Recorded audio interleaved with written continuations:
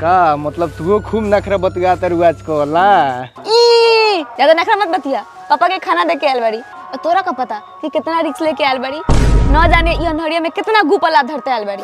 तोरा विश्वास नहीं खेनु त हमर चप्पल सुन के देख ला। मतलब उहे काम बाटे तोहर हम चप्पल सुन के देखी ना। तो कौन काम बा जल्दी बतावा, हमरा घरे जाएगा बा, माई चिल्लाई लगी।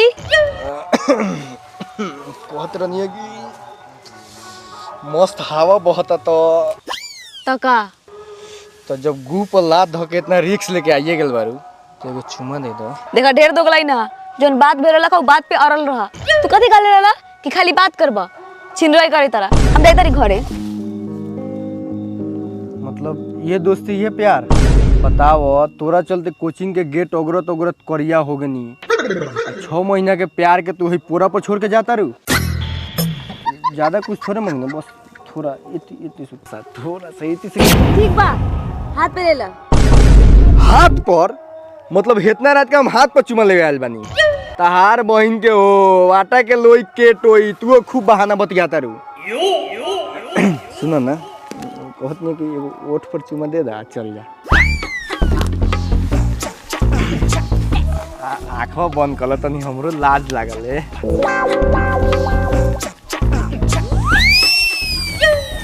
कहो भैया कथी करत रह?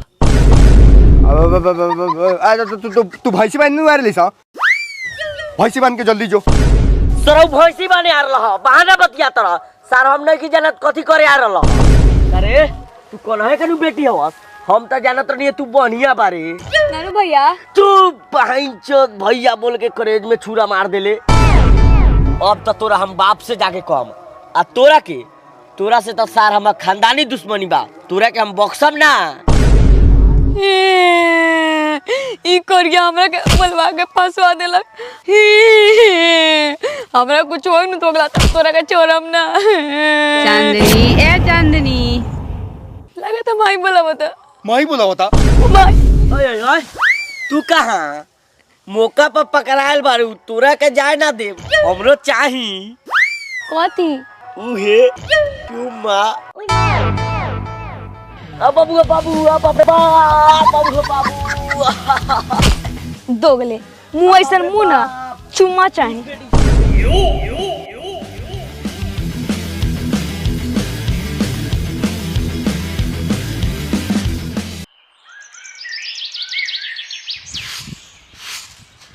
ई सरवा का रोहन से तल वहीं परेशान बनी।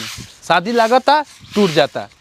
यही लाइक बरले बा दिन भर घरे खाता लेकिन रात के कहाँ लापता हो जाता पते नहीं के चलत। ए सरवा उठ। नानू उठी भोरवा में तो सुतला सरवा। लोग बहन चोदवा से कहले गाछ रोपता छाव मिली लेकिन ई का छाव देबो? ई तो खजूर है सरवा। तार लेकर खाली लामा हो गेल बा।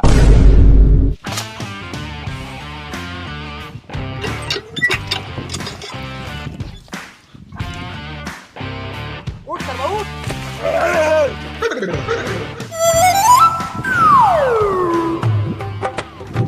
हाँ बाबू ठीक कहला। तू प्यार से उठे तो ना उठ जाती लेकिन पानी पटा दिल बड़ा था वो थोड़ा मैलुआ छोड़ा दो। अच्छा तोर मैलो छोड़ा दी ठीक बा निहुर। साला तू ई बात बताओ कि तू ना घर के काम करता रे ना बाहर जाता रे तो तू करबे कथी? हम लार बोल ले बड़ा अपना जवानी में खूब मजा मारत ला। और जब हम जवान बनी तो बाहर खेदत रह। तो हई कहाँ से चली हई? का बाबू तू मजाक कैले बड़ा? तोरा जिंदा रहते हमरा खाए ला सोचे के पड़ी। कहीं जाए 400 रुपया कमा के चलेब। 400 कहला बउओ जा तनी गाड़ लिबा के 4000 रुपया कमा के ले आएम। खूब खई रात भर गायब रही। हाँ ठीक होता रे बाबू। भाई सरवा ठीक कहता। तू बउओ हम तो जाना तनी तू ना सुधरब तो तू एगो काम कर जा जहर किन के ले आव हम खा ली आ मर जाई। ना बाबू तू जहर ना खेब। हम खाएम ना तू ना खेब। खाएम रे सरवा तोरा रोकला से ना रोकाएम। अरे मर्दवा मतलब हम रोका थोड़े मानी। वहाँ तनी कि जहर काला खेब फसरी लगा लो। ये सस्ता उपाय बा पैसा ना लगी। लोग सरवा कहला कि बेटा पैदा करबा पूरा में शादी। ई सरवा के बेटा बुआ के पेट में पड़ल बा। अब मतलब कहत नहीं है कि पैसावा बची तब हमार लड़का सबके काम दी। फसरी लगा लो, शर्ट से मर जाएबो। शंभूचा, ओ शंभूचा, शंभूचा रे सरवा लार शंभुआ कहले बारे सोच शंभुए कहना दे। खिसिया मत, हई देखा बेटवा तोर का करवैले हवा रातू हौ छौरी। का साला मतलब तू दोगलोपन कहले बारे कटवेबे का रे? ई सब बात बाप से बतावल जाले। अच्छा तूए बताओ, ओकरा से एगो चुमे नु मांगले रहनी, भोसरी दांते काट के भाग गेल, ओकरा के हम छोड़े जाता नहीं। ई बात के हम पूरा गांव में हाला करम। अच्छा धनु तोहर बोका खानी मुंह हो साला, तब वो अपन छोट भाई मानी ले। जितना बाप के इज्जत ना कर ले उतना तोहर इज्जत कर ले। आज तो कहियो धनु रे कहले हो, कहियो तोरा के धनु जी कहले। बताओ तू कथी कहबे? चल चल अब अरे धनु पर चले चलियन, बैठ काना पर बैठ। हई धर, हई 1 लाख के मोबाइल बा, चलाओ धर चल। लार सोटला से होई, अभी मोबाइलवा दे देबे आ बाद में छीन लेबे। खून बहल बा, एकर त बदला लेबे करम। आ तोरा के अपन भाई मानी लो साला ते कहन, अब भाईये के बदनाम करे के फेरे में बारे ना। बतलाओ तू कथी कहबे बोल बाजार में चल। खून बढ़ावे वाला एनर्जी वाला सामान खाएम। मिठाई खाबे मिठाई? हाँ चल मिठाई खा जाओ।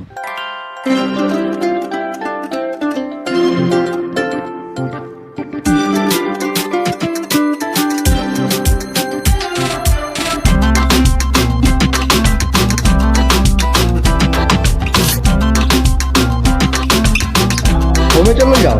बात मर दे, तू बसिया रखल है। चलो साजी में टटका माल रखल है।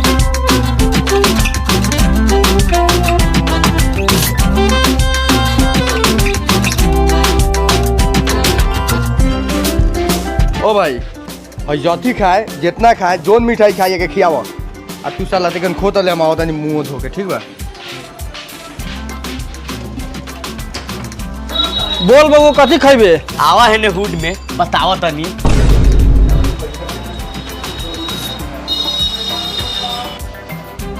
हे में से 1 किलो दे दो। 1 किलो? अरे साला 1 किलो खा जीबे, वो तो कहलगो जितना खाई उतना खियाओ। तोरा 1 किलो 2 किलो से का मतलब हो? तोरा पैसा से नहीं मतलब हो? लाओ हे में से 1 किलो दो।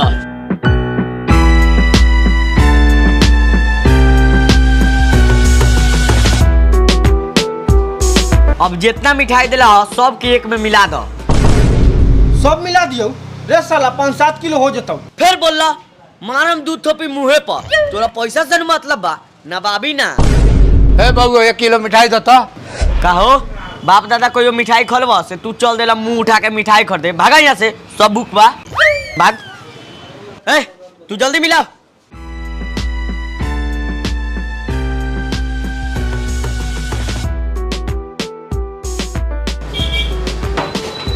बढ़िया से मिलावा।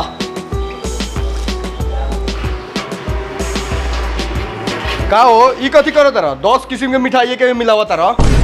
भैया नु कहलक 5-7 किलो मिला ये दिल बानी और मिला दी का? तू कहला ये का रे? हाँ अच्छा मिलवा ले लो तो दे दो उसे 150 ग्राम। 150 ग्राम? हे मर्दे पेट में आटी उतने नु खाए जितना कहत हो उतना दो। पैसा उ करे न देवे खाई, कोनो हमरा देवे के बा। तोरी बहिन करा के लइका 7 किलो मिठाई मिलवा देला, कहत रहे जब पेट में आटी उतने नु खाए। ए छोली छला टलिया सो बहन चढ़ाऊ।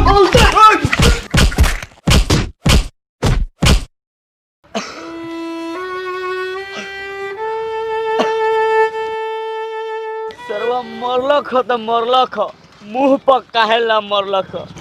पहले ही से मुंह इतना ना खराब बा, कोनो छोड़ियो तो ताकते ना रख। अब कोनो भूसरी मौगियो ना पट।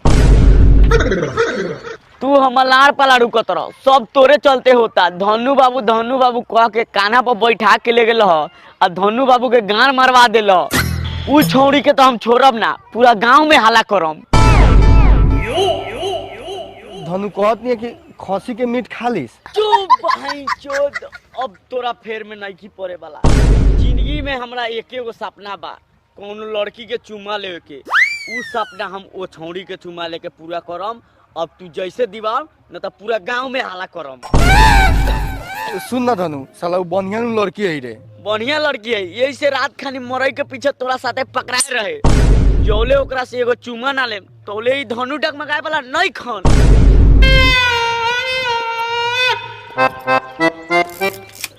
रोक थोड़ा आओ तनी पेशाब करके।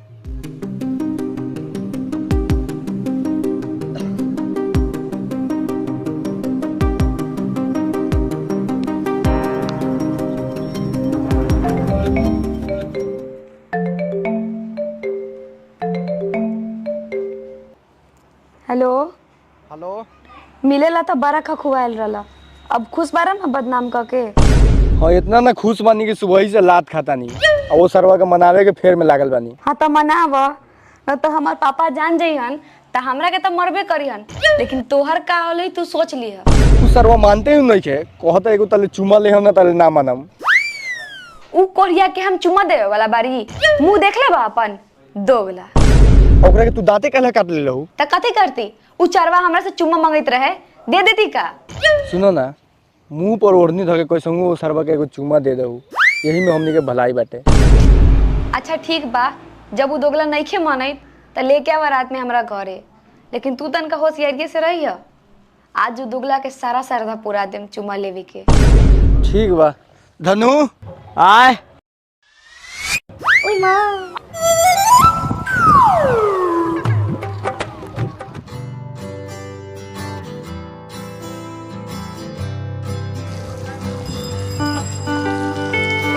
भैया हाँ बोल।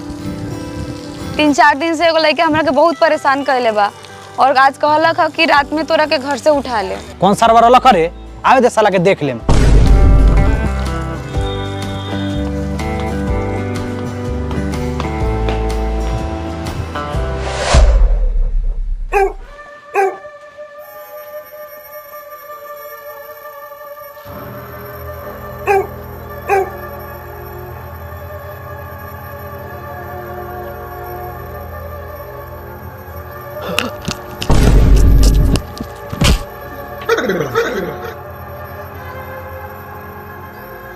लागत अपने बेटी के सुरक्षा ला सरवा चारों ओर लाइन बिछा के रखले बा। ते तही बुलाओ न रे साला, अब कहाँ जाइबे? ओकरे मालूम होई लाइन के तार कहाँ कहाँ बिछावल बा, न तो भेंट करे से पहले ही शहीद हो जाइबे।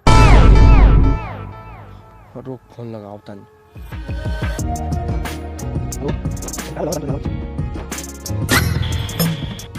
रूम में बुलावता है।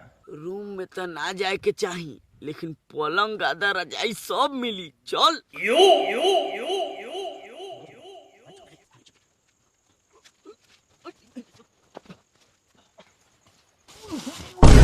अरे बाप रे बाप।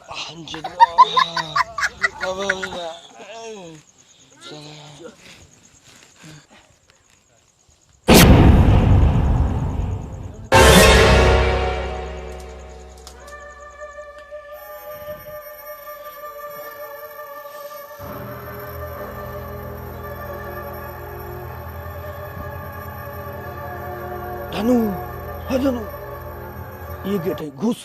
आ तू ना चल बे। घुस ना तू, कोनो दिक्कत ना होई। फोन पर सब बात हो गल बाटे। लिपस्टिक विस्टिक लगा के तो यार चाहते चाहते चुमा दे दे तो।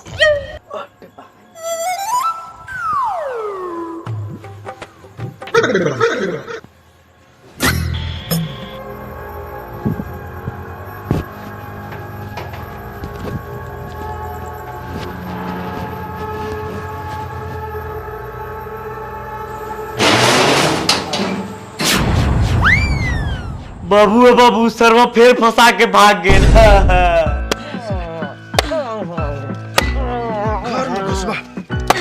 ये बड़ा कौन रख रे?